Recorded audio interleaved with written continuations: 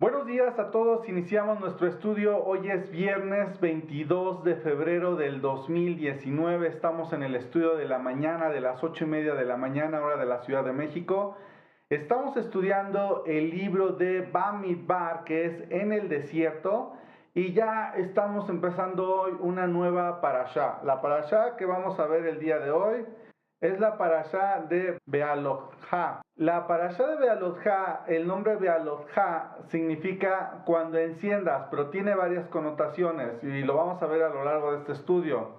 Es el libro de Números, es el estudio 1 del capítulo, vamos a decirlo así, empieza en el capítulo 8, versículo 1. Ahí empieza esta parashá de Bealotja, ¿ok?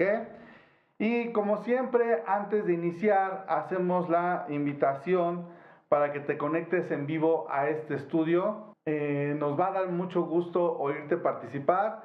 Las instrucciones las encuentras en la página de internet estudiamostorah.com y donde dice cómo me conecto al estudio, ahí es donde tú le puedes dar un clic para que veas las instrucciones y te conectes en vivo a estos estudios. Dicho esto, vamos ahora sí a empezar con el estudio de esta mañana y vamos a hacer un resumen. Siempre hacemos un resumen de lo que vimos el día anterior. ¿Alguien se acuerda qué fue lo que vimos el día de ayer? Vimos la ofrenda que trajeron todos los líderes de Israel para inaugurar el Mishkan. Ya el pueblo había proveído de todas, vamos a decirlo así, lo que se necesitaba para construir el Mishkan. Ahora los líderes de cada tribu traen una ofrenda de inauguración del Mishkan y se enunció una por una las ofrendas, fue un día por cada tribu y dice que aunque eran igualitas las ofrendas, ya lo leímos, cada una significaba algo diferente, cada una Dios la aceptaba como algo agradable y mencionaba al final, esta es la ofrenda que trajo fulano de tal, de la tribu tal, y era una forma de agradecer Dios hacia cada una de las tribus. Ya vimos cómo se purificaron los sacerdotes, ahora vamos a ver cómo se purifican los levitas. La primera parte es el encendido de la menorá y les adelanto, este encendido de la menorá es la parte, por así decirlo, con la que Dios honra a Aarón y a su descendencia para siempre. Dice así el versículo 1. Entonces el Eterno habló a Moshe diciendo, habla a Aarón y dile, cuando pongan las lámparas, las 7 lámparas alumbrarán al frente del candelabro. Y así lo hizo Aarón, puso las lámparas al frente del candelabro, como el Eterno había ordenado a Moshe. Y esta era la hechura del candelabro de oro labrado a martillo desde su base hasta sus flores, fue obra labrada a martillo. Según el modelo que el Eterno le mostró a Moshe, así hizo el candelabro. Y primer pregunta del estudio de esta mañana es, ¿alguien sabe qué es la menorá? La menorá, y aquí les voy a poner una imagen, menorá. La menorá, yo creo que todos la hemos visto, y aquí les voy a compartir, lo googleé, le puse menorá y ahí salen varios dibujos de la menorá. Todo esto que nosotros vemos de menorot, menorá singular, menorot plural, todos estos dibujos son representaciones, no significa que así eran tal cual, no, son cómo se imagina la gente que era la menorá original. Lo que sí es correcto es que la menorá del templo es de 7 brazos, así como esta, la segunda, por ejemplo, ¿no? Por ejemplo, esta que está aquí. Entonces, fíjense, esta imagen que acabo de señalar, eso te da una idea más o menos cómo era la menorá en el templo. No era un candelabro chiquito, no, era un candelabro grandote. Incluso había unas escaleritas que se utilizaban para encender las velas, o sea, un como tipo banquito en forma de escalera para que el sacerdote pudiera encender las velas de la menorá. Estas lámparas, o sea, hagan de cuenta que está el candelabro como tal y tiene unas lámparas que es donde está el aceite de olivo con la mecha y eso es lo que se enciende. Entonces, este servicio del encendido de la menorá sí es importante que lo entendamos y ahorita vamos a ver por qué. Ya explicamos entonces qué es la menorá, no va a pasar a las preguntas. ¿Cómo está hecha la menorá? ¿Alguien se acuerda cómo, según lo que habíamos estudiado en Éxodo, en Shemot, alguien se acuerda cómo, de qué materiales estaba hecha la menorá? De oro puro, de oro puro. Estaba hecha de oro puro, ¿ok? Y interesante también que tenga una escalerita, porque la escalerita le da ese también nombre a esta parashá. Parashá de Bealotja, ¿ok? Y este Bealotja puede entenderse de varias formas. Una es cuando enciendas y otra es cuando asciendas, porque tenías que ascender la escalerita, como banquito que les digo, para poder encender la menorá. Y sí tiene un significado bonito a nuestra vida, ahorita lo vamos a responder. La pregunta 2 dice, ¿qué simboliza la menorá? ¿Alguien se acuerda qué simboliza la menorá? Acuérdense que no era el único mueble que estaba en el lugar santísimo. Y aquí vamos a poner otra vez. Esta imagen que igual saqué de Google es una imagen que más o menos te dice cómo está distribuido las cosas en el lugar santo y en el lugar santísimo. Aunque lo que hemos estudiado es que el altar de incienso aquí lo ponen pegado al velo, pero estaba en la entrada, no aquí en la entrada del lugar santísimo. Ahora, muy importante porque nosotros relacionamos todo lo que vimos en el templo, lo relacionamos con la forma en la que la persona se puede acercar a Dios. Claro, tiene muchos significados, muchas aplicaciones, pero nosotros así lo estudiamos. Uno entra por el este es donde sale el sol, no sé si se acuerdan que estudiamos eso, y la forma en la que entras primero es con teshuvah, con humildad, dando gracias a Dios, alabando a Dios, teniendo los méritos para poder entrar a través de la humildad y la paz, y obvio eso se logra a través de una teshuvah, ¿ok? Entonces, así entras al lugar santo, al Mishkan, que es primero el patio exterior que apunta hacia el este, hacia donde está la luz, y lo primero que encuentras es el altar que también representa la Teshuvah que hace continuamente el pueblo de Israel. Luego te sigues y ves vamos a decirlo así, el abacro, donde se lavaban, donde estaba el mar de bronce, eran como un cuenco grande donde ponían agua y se lavaban las manos y los pies los sacerdotes. Luego que ya se purificaban de su mente, de sus acciones, porque eso simboliza lavacro, si no me recuerdo así se pronuncia, entrabas ahora sí al lugar santo y lo primero que encontrabas era el altar de incienso, que simboliza las oraciones. Luego del lado izquierdo, viendo hacia el lugar santísimo, estaba la menorá. Y del lado derecho estaba el Shulchan Apanim, que es la mesa de los panes de la proposición. Y ya luego, hasta el final, estaba el lugar santísimo que contenía el Aarón, o sea, el arca, y encima del arca estaba el caporet, que es esta tapa con los ángeles querubines, y de ahí se manifestaba la Shejinah de Dios de manera especial. Entonces, hice este breve resumen de lo que estamos viendo, porque para mí es importante que te sitúes en el contexto de este mandamiento para Aarón. Cuando analizamos en la clase anterior las ofrendas que traen todas las tribus, ¿qué tribu no trajo ofrenda? ¿Alguien se acuerda? Todas las tribus trajeron excepto una. ¿Qué tribu fue? La tribu de Leví. La tribu de Leví no trajo nada. Y uno podría pensar, oye, pero ¿por qué no trajeron nada? Acuérdense que la tribu de Leví era una tribu especial, porque la tribu de Leví, literalmente dice Dios que la tribu de Leví es suya, que Dios es su heredad, y por eso es que Dios no le reparte tierra a la tribu de Leví. La tribu de Leví vive de prestado en un terreno que le prestan todas las tribus. Claro, este prestado es un prestado para siempre, es un prestado, ¿cómo les diré? No puede levita, o sea, no es dueño de la tierra, pero tampoco lo pueden correr, ¿ok? Entonces, sí, son condiciones especiales, sin embargo, Dios mismo dice, yo soy la herencia de ellos y ellos son míos. Y cuando presentan las tribus las ofrendas, la tribu de Leví no apareció. Si tú fueras de la tribu de Leví y ves que todos presentaban ofrendas delante de Dios y tú entiendes que lo mejor que podías hacer era mostrar algún tipo de agradecimiento a Dios y tú ves que tú no eres, vamos a decirlo así, convocado, sí te podrías sentir mal, ¿no? Sí podrías decir chispas, ¿por qué? Ahora, ¿quién era el representante de la tribu de Leví, en este caso, delante de Dios? ¿Alguien sabe? Estaba Moshe y estaba Aarón, pero Aarón es el que dentro del Mishkan, en el servicio es más grande incluso que Moshe, porque Aarón es el sumo sacerdote.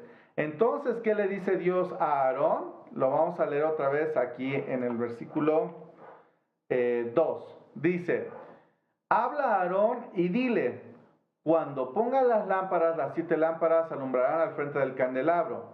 Y así lo hizo Aarón, puso las lámparas al frente del candelabro como el Eterno había ordenado a Moshe. Ahora, ¿qué significa que después de las ofrendas, porque el capítulo anterior es las ofrendas que presentan todas las tribus de Israel, lo primero que vemos ahora es Dios dándole un mandamiento a Aarón para siempre, para su descendencia? ¿Quién es el responsable de encender las lámparas? Aarón y su descendencia. Y la explicación que dan los sabios de este hecho es, Aarón se pudo haber sentido mal porque él no pudo presentar una ofrenda delante de Dios como lo hicieron todas las 12 tribus. Pero Dios, para que viera que no era un asunto negativo, Dios le dice a Aarón, no, es que acuérdate que tú eres más elevado que todas las 12 tribus, tú me perteneces, yo soy tu herencia y tú tienes una función especial. Y te voy a honrar con este mandamiento para que lo puedas cumplir para siempre, porque la ofrenda que ellos presentan es una ofrenda única, temporal, pero lo que tú vas a hacer es un servicio para siempre. Y entonces dicen los sabios, por eso es que empieza así esta parashá, y por eso es que Dios le dice, habla a Aarón y dile, cuando ponga las lámparas, las 7 lámparas, entonces dice, de ahí viene el nombre de la parashá, que es Bealojá, que es cuando enciendas, ¿no? Entonces, cuando pongas las lámparas, de ahí sale este nombre. Y lo que dicen los sabios es, Aarón tenía que ascender para prender las lámparas en este banquito especial que se hizo para ese propósito. Aunque Aarón era alto y podía encender las lámparas en el banquito, él obedecía porque hay una connotación, por así decirlo, espiritual, o sea, en el mundo de las ideas, de lo abstracto, donde uno tiene que ascender, tiene que elevarse para poder encender esta luz de la menorá. Ahora, ¿qué simbolizaba la luz de la menorá dentro del lugar santo? La luz de la Torá. Acuérdense que en el lugar santísimo estaba el Aarón que contenía las tablas de Moshe, de los 10 mandamientos, y saliendo al lugar santo está la menorá, que se liga obviamente a la luz de la Torá y que está enfrente del shulchan, de los panes, que acuérdense, habíamos visto la relación, que para que una persona pueda estudiar Torá y pueda de alguna forma iluminar con esa Torá, tiene que vivir un círculo virtuoso donde él busca a Dios, donde él estudia, donde él obedece y donde Dios provee la parnasá para que siga estudiando, siga obedeciendo y así se hace un círculo virtuoso. Eso es lo que nos muestra una enseñanza del lugar santo. Entonces, cuando uno está estudiando Torah o va a estudiar Torah, que se refleja a través de la luz de la menorá, lo que tienes que hacer es, ¿quieres más luz? ¿Quieres más sabiduría, más iluminación? Sube los escalones, o sea, elévate, ¿ok? Este elevarse es muy importante porque la enseñanza es, cada vez que yo estudio, cada vez que yo pongo en práctica lo que estudio, me estoy elevando. O sea, me estoy acercando cada vez más a Dios para pegarme cada vez con Él de una manera perfecta, ¿ok? ¿Hasta aquí vamos bien? ¿Dudas, comentarios? Ok, vamos a continuar. Siguiente pregunta. Ya vimos qué simboliza la menorá. ¿Por qué la menorá no está en el lugar santísimo? ¿Por qué está en el lugar santo? ¿Alguien me puede decir con lo que acabamos de explicar? Ajá, porque en el lugar santísimo nada más pueden entrar los sacerdotes y en el otro lugar pueden entrar más personas y pueden estar alumbrados por la sabiduría y el conocimiento de la Torah. Muy bien, Lupita, muy bien. Son varias interpretaciones. En el lugar santísimo, ¿qué se manifiesta? La Shejinah. O sea, dicho de otra forma, el lugar santísimo es un lugar, por así decirlo, claro, con todo entenderlo, es realmente un lugar que está reservado para Dios y su instrucción. O sea, ¿cómo les diré? Es como el lugar más santo, más increíble que exista del planeta Tierra. Y ahí nada más se manifiesta Dios. O sea, Dios no se manifiesta en lo santo, sino en lo santísimo. Ahí es donde vas a ver la máxima expresión de Dios. El ser humano no entra al lugar santísimo así como así, no. El ser humano tiene que vivir todos los pasos para poder llegar hacia el lugar santísimo. Tiene que entrar al Mishkan, tiene que purificarse, tiene que ofrecer sus disculpas, pagar su expiación, lavar su mente, sus acciones, tiene que hacer oración, tiene que estudiar, tiene que obedecer, tiene que tener comunión con el Creador y sobre todo poner esto al servicio de todos. Y en la medida que va haciendo eso es como puede una vez la humanidad al año, representada por el sumo sacerdote, entrar al lugar santísimo. Entonces, ¿por qué la menorá no está en el lugar santísimo? Porque Dios no necesita la menorá. ¿Quiénes necesitamos la menorá? Nosotros. ¿Quiénes necesitan la luz de la Torá? Nosotros. ¿Quiénes necesitan el sustento para estudiar Torá? Nosotros. ¿Quién necesita tomar conciencia de sus acciones? Nosotros. Por eso es que todo este paquete está en el lugar santo. Y el lugar santísimo, reservado solo para Dios, no necesita nada Dios. Solamente Dios dice lo más cercano a mí que es mi Torah. O sea, tú para poder entenderme, la forma más fácil en que me puedas comprender es a través de mi Torah. Por eso es que nada más está el Aarón con las tablas de la Torah ahí en el lugar santísimo. ¿Dudas, comentarios? ¿Alguien ve alguna otra enseñanza antes de continuar? Muy bien. Seguimos. ¿Cuál es la relación del significado de la menorá con el significado de los otros muebles? Ya lo dijimos. Y dice, los levitas trajeron ofrenda de inauguración en el Mishkan. Eso lo comenté hace ratito. No trajeron ofrenda de inauguración y hay un midrash incluso que dice que Aarón sospechaba y decía, a lo mejor Dios no me ha perdonado por que participé en el pecado del becerro de oro. Y de alguna forma Dios le muestra a Aarón con el mandamiento, después de las ofrendas de los líderes de las tribus, de que encienda la menorá. Ahí es donde Aarón dice, no, no es que Dios no me haya perdonado, todo lo contrario, Dios me estima tanto que me permite realizar un servicio que es de beneficio para toda la humanidad, y si estuviera enojado conmigo no me daría esta oportunidad, de tal forma que Aarón entiende que no es porque Dios esté enojado con él, sino todo lo contrario. La tribu de Leví para Dios es muy preciada, y por eso es que todas las acciones de la tribu de Leví parecen como pueblo aparte de las 12 tribus de Israel. Dice luego, ¿quiénes encienden la menorá y quiénes sirven en el templo? Ya lo leímos en el versículo 2 y 3. Aarón es el responsable junto con sus descendientes de encender la menorá, ¿ok? Y dice, ¿cuál es el ritual? No, ¿quiénes sirven en el templo? ¿Alguien me puede decir quiénes son los que sirven en el templo?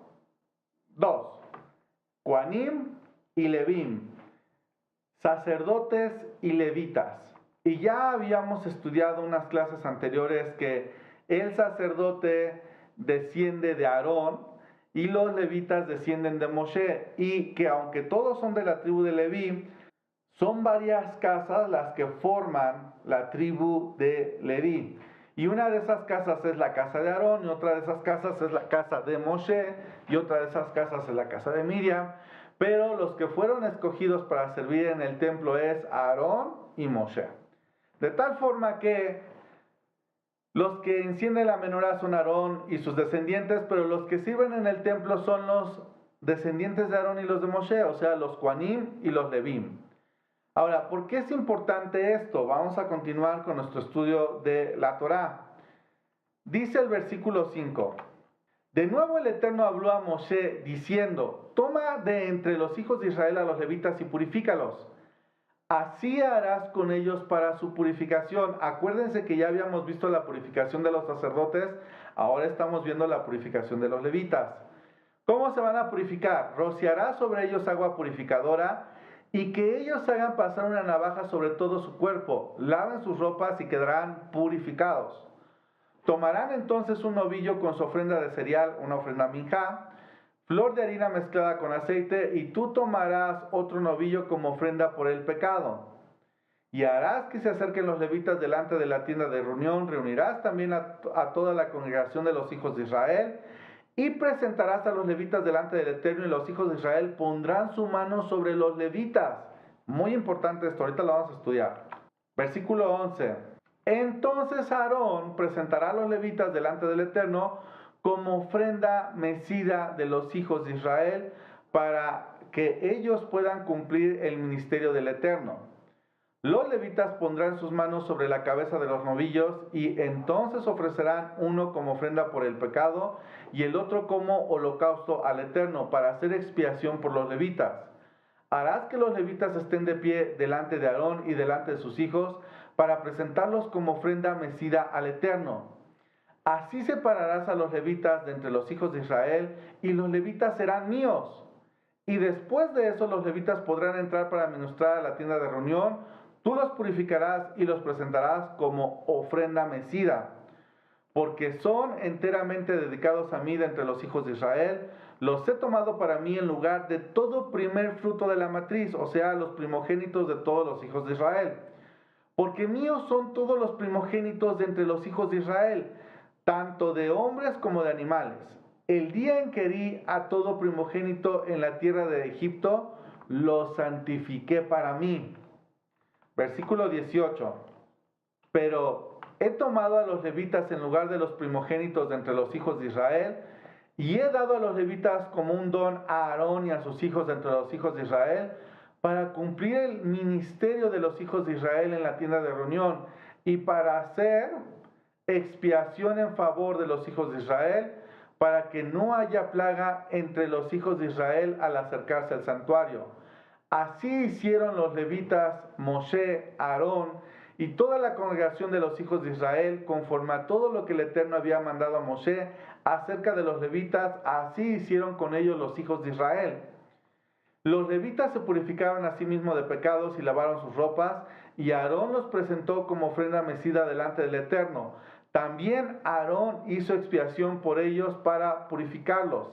Entonces, después de eso, los levitas entraron para cumplir su ministerio, o sea, su servicio en el templo, en la tienda de reunión delante de Aarón y delante de sus hijos, o sea, los sacerdotes, como el Eterno había ordenado a Moshe acerca de los levitas, así hicieron con ellos. Esta es la segunda parte del estudio que vamos a ver hoy. No creo que nos dé tiempo de avanzar más. Y vamos a comentar sobre esto que estamos leyendo, ¿vale? Vamos a ver nuestras preguntas.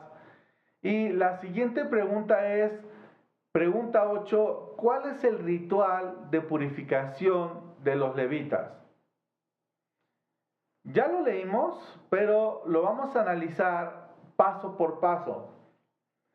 Yo seguí los pasos como le especifica aquí en la Torá, pero tal vez en la práctica puedan variar, ¿no? Pero yo lo seguí así como está escrito en la Torá. Dice así: rociarás agua purificadora sobre ellos. Acuérdense, el agua purificadora, o más bien el agua, tiene la propiedad de disolver cualquier componente químico. Es el solvente universal, el agua. Si alguien sabe de química, me podrá verificar esto. El agua es el solvente universal. Todo lo que se mezcla con agua, el agua lo neutraliza, lo disuelve. Y es interesante porque lo que te está diciendo aquí es, el agua limpia, purifica, y los levitas se tienen que purificar. Y ojo, se salpicaban de agua, pero también acuérdense, ellos iban a poder lavarse las manos y los pies para poder servir.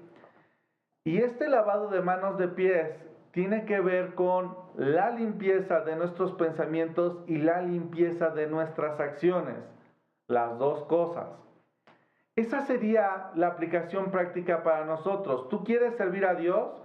¿Quieres de alguna forma, y no estoy diciendo servir a Dios a lo mejor, no sé, como algo que te dediques de tiempo completo, no. ¿Quieres servir a Dios de una manera especial en tu trabajo, en tu casa, como hijo, como padre, como hermano, etcétera? Bueno, ¿sabes qué? ¿Qué es lo que tienes que hacer? Tienes que purificar tus ideas para que sean purificadas tus acciones. Muy importante, eso para nosotros también tiene que ser así como que, ok, ya entendí. Siguiente pregunta. Quitaban todos los cabellitos y vellos del cuerpo, como lo hacían los leprosos. ¿Alguien sabe por qué se hace esto? ¿Por qué leprosos? No sé si se acuerdan, ya estudiamos las leyes acerca de la Azarat. ¿Por qué el leproso se tenía que quitar todos los vellitos de su cuerpo? Una de las señales de que eras leproso, ¿se acuerdan cuáles era? Que te saliera una mancha y en esa mancha, podría ser de varios colores la mancha, pero si en esa mancha había dos cabellitos güeros, blancos, como canas, entonces, ¿qué pasaba? Era Azarat. Y tenías que salir del campamento. Y la Azarat, acuérdense que iba más allá de una mera enfermedad, sino que esto era una enfermedad directamente, ¿cómo les diré?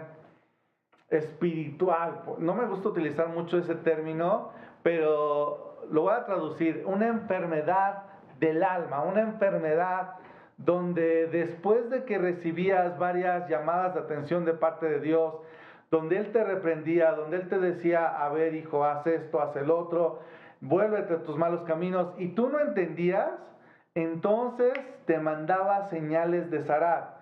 Y si en medio de esas señales de Zarat todavía no hacías Teshuvah, entonces hacía que la Zarat se manifestara en tu cuerpo.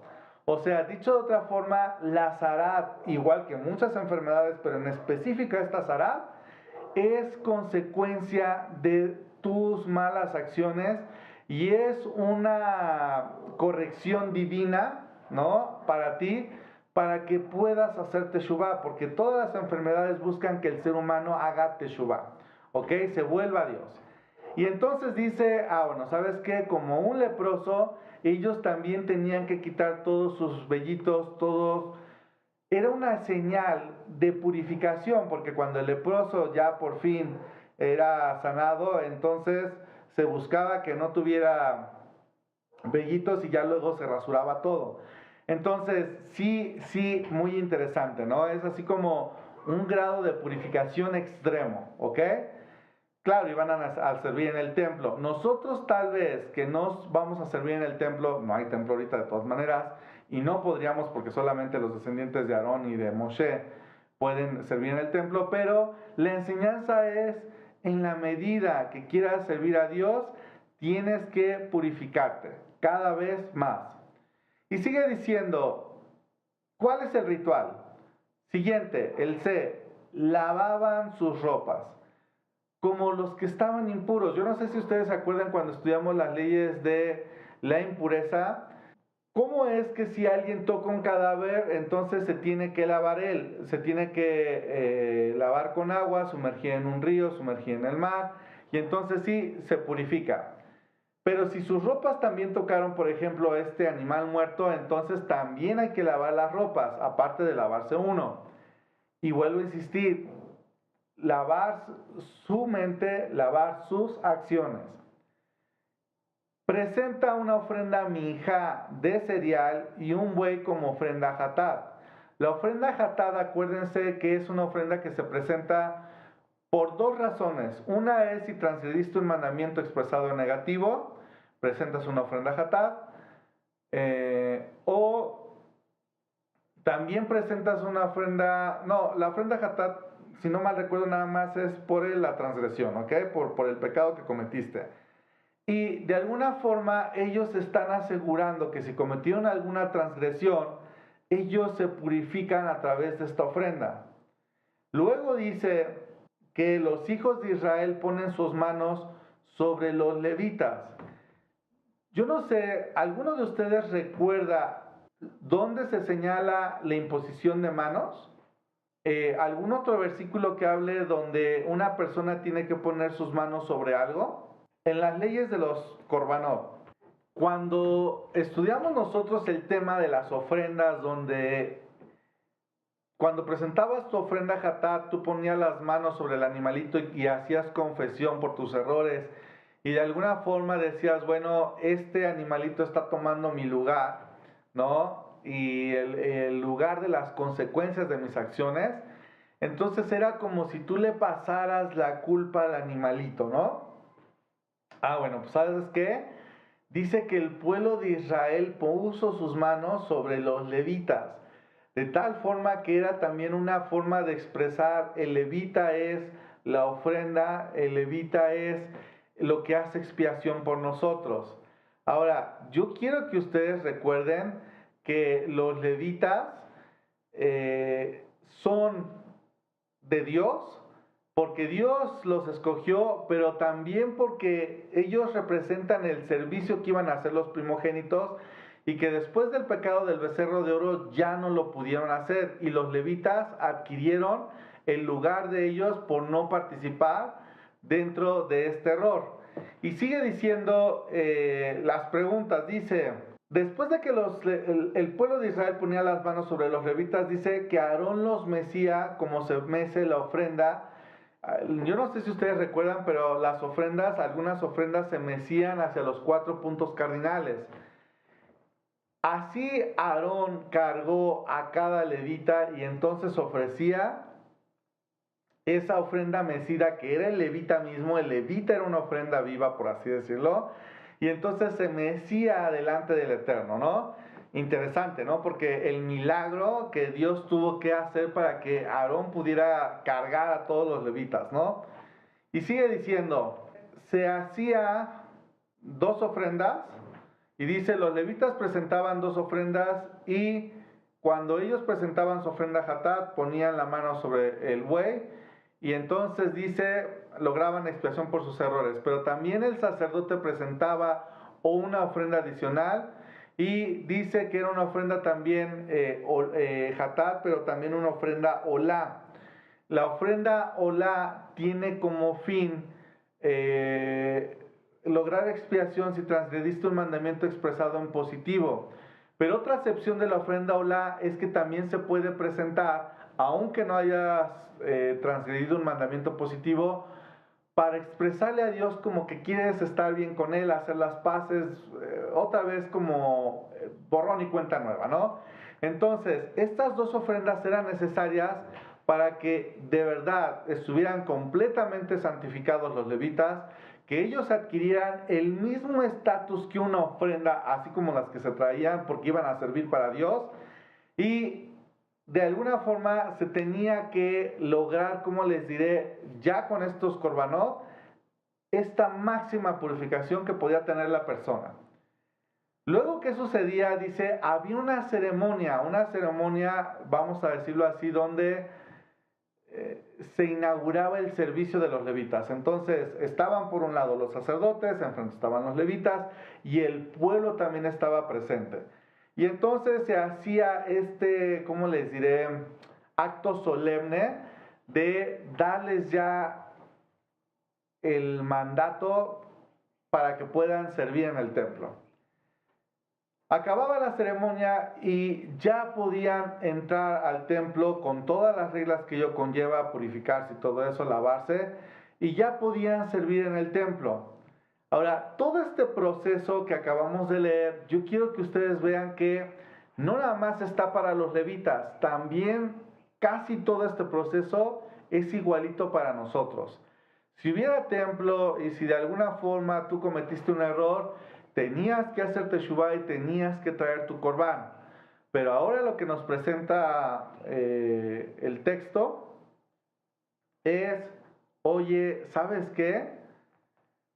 Ya puedes tú purificarte, te está mostrando formas en que te purifiques tu mente, tus acciones, te está mostrando formas en las que tú puedes hallar gracia delante de Dios a través de esa teshuvá que hagas, volviéndote a tus malos caminos, acercándote al Creador y diciendo, Dios, la regué. La regué y estoy dispuesto a resarcir el daño de los males que he causado. Y de verdad, yo creo que este proceso de la limpieza de los levitas sí aplica perfectamente para nuestra vida. El punto es que queramos realizarla. Hasta aquí vamos bien, dudas, comentarios. Dice el versículo 9. Y he dado a los levitas como un don, como un regalo a Aarón y a sus hijos de entre los hijos de Israel, para cumplir el ministerio de los hijos de Israel en la tienda de reunión, o sea, en el Mishkan o en el futuro templo sagrado de Jerusalén, y para hacer expiación en favor de los hijos de Israel, para que no haya plaga entre los hijos de Israel al acercarse al santuario. Así separarás a los levitas de entre los hijos de Israel, y los levitas serán míos. Y después de eso los levitas podrán entrar para ministrar en la tienda de reunión. Tú los purificarás y los presentarás como ofrenda mecida, porque son enteramente dedicados para mí de entre los hijos de Israel. Los he tomado para mí en lugar de todo primer fruto de la matriz, o sea, de todos los primogénitos de los hijos de Israel. Porque míos son todos los primogénitos dentro de los hijos, de entre los hijos de Israel, tanto de hombres como de animales. El día en que di a todo primogénito en la tierra de Egipto, lo santifiqué para mí. Pero he tomado a los levitas en lugar de los primogénitos de entre los hijos de Israel. Y entonces sí, fíjense, ya podemos responder la pregunta. La pregunta dice, la 9, ¿qué significa cuando Dios dice son míos? Los levitas son míos. ¿Alguien me puede decir? ¿Qué entiende? Porque los levitas fue la única tribu que realmente desde un principio, cuando les dieron la Torah en el monte Sinai, ahí es donde ellos son los únicos que no intervinieron en todo lo del borrego y demás. Fueron los únicos que dijeron que no lo hicieran y se apartaron de ellos, y se apartaron porque ellos dijeron, nosotros somos de Dios y vamos a seguir la palabra de Dios, y por eso Dios los puso como sacerdotes. Por eso Dios dice que la tribu de Leví son suyos, porque desde un principio hicieron el pacto con Dios. Muy bien, Lupita, muy bien. Yo creo que no hay que añadir nada a lo que dijiste. Yo creo que esa podría ser una muy buena respuesta. Muy bien, vamos a pasarnos entonces a la siguiente. Y dice, los levitas son en lugar de todo primogénito. ¿Por qué? Y con lo que acaba de decir Lupita se responde. Cada primogénito de cada familia tenía el don, el regalo de poder ser el sacerdote de su hogar. Pero ¿qué sucedía? Que cuando ellos transgreden en el pecado del becerro de oro, pierden este privilegio y se lo dan al que se lo gana, en este caso la tribu de Leví, por no haber participado. Y por otro lado, acuérdense cuando salen de Egipto, Dios en la última plaga dice, todos los primogénitos, sea de animal o de humano, van a fallecer. Y tuvieron que hacer un corbán que se conoce como corbán Pesaj para poder evitar la muerte de sus primogénitos. O sea, dicho de otra forma, es como si debieran de haber estado muertos, pero Dios les da una forma en la que pueden salvar a sus primogénitos. Y esa forma en la que pueden salvar a sus primogénitos, esa es la forma que te muestra la Torá como decir, bueno, ¿sabes qué? Tú necesitabas pagar porque también necesitaban morir, pero hay que resarcir ahora ese pago, por así decirlo. Y entonces los levitas son los que ahora toman ese lugar también. Ya habíamos visto que hay que rescatar con un pago eh, el levita, o sea, el hijo primogénito. Cuando una persona tiene un hijo, entonces paga un dinero para, como decir, oye, mi hijo merecía morir en Egipto, pero vivió. Y entonces que yo presento una ofrenda delante de Dios como señal de recordatorio de que debió de morir igual que el de los egipcios, pero Dios nos salvó. Y entonces paga un dinero la familia para rescatar a su hijo primogénito. Los levitas ahora toman la función de los hijos primogénitos y dice Dios, los levitas son míos como los primogénitos de toda bestia, de todo ser humano, son míos. ¿Ok? Y con eso contestamos esta pregunta. Ya esta es la última pregunta y la siguiente vamos a leer el texto final de este tema. Pero ya esta última pregunta dice, ¿qué sucede si una persona que no es levita quiere servir en el templo? ¿Se puede? No. ¿Qué sucedería? No es levita, quiere servir el templo y entra en el templo, muere. Así es, Lupita, así es. Acuérdense qué pasa cuando una persona quiere usurpar un lugar que no le corresponde, pero es en el templo, como el caso lamentablemente de Nadab y Abiú, los hijos de Aarón, no sé si se acuerdan. Ellos eran jóvenes talentosos, inteligentes, todo lo que tú quieras. Nada más que tomaron ¿cómo les diré? Fueron demasiado proactivos y quisieron hacer algo que no les correspondía y lamentablemente fallecieron. Igual nosotros debemos entender que cada uno de nosotros tiene una función. Lo mejor que tú pudieras hacer en la vida es entender qué función tienes como persona, pero también qué función tienes dentro de la sociedad y que te desempeñaras en esa función y que te perfeccionaras y que fueras excelente en esa función. Si, por ejemplo, a lo mejor tú eres empresario, que seas el mejor empresario. Si eres algo más chiquito, si eres esposo, que seas el mejor esposo.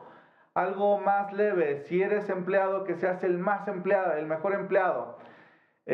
O sea, cada uno hay que entender cuál es su lugar dentro de este tiempo que nos tocó vivir y poder entonces ser la mejor versión de mí mismo y no tratar de usurpar los lugares de otros que no te corresponden.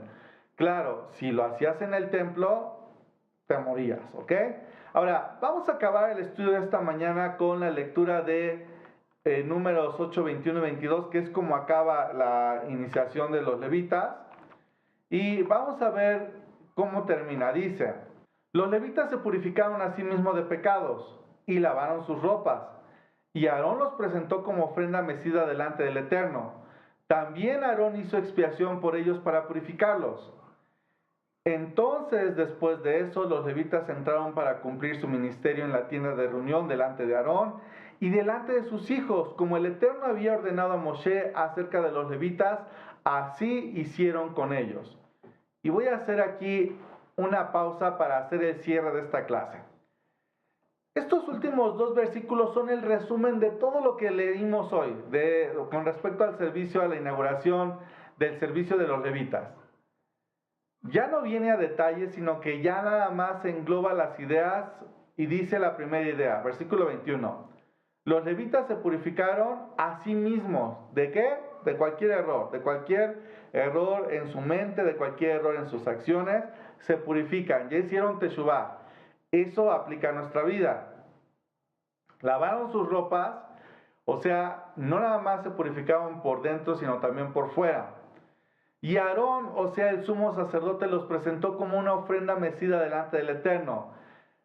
Cambiaron su estatus, por así decirlo, de gente común y corriente al ofrenda delante de Dios. ¡Wow!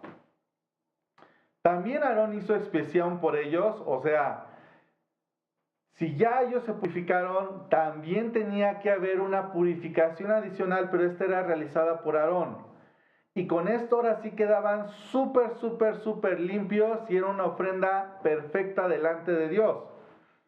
Y dice ahora sí, versículo 22, ya después de esta purificación extrema, ya pudieron entonces ahora sí los levitas entrar a cumplir su ministerio en la tienda de reunión delante de Aarón y delante de sus hijos, como el Eterno había ordenado a Moshe acerca de los levitas, así hicieron con ellos. O sea, el resumen de todo esto es, ¿quieres servir a Dios ya a ese nivel increíble, poder experimentar cosas padrísimas con Él? Purifícate. Ese es el resumen de esta clase. ¿Quieres escuchar la voz de Dios así como la escuchaba Moshe? Purifícate, conviértete en un ángel viviente. Vive para servir a Dios, para obedecer a Dios. Vive para estudiar, vive para obedecer, vive para tener comunión con Él. Vive para servir a la gente. Y entonces sí, te apegas a Dios. Oye, no todos vamos a servir como Aarón, ni como Moshe, ni como... Ok, en tu nivel y en tu forma de servir, porque todos tenemos una forma diferente. Algunos son contadores, otros son arquitectos, y algunos son papás, y algunos son... ¿Sí me explicó?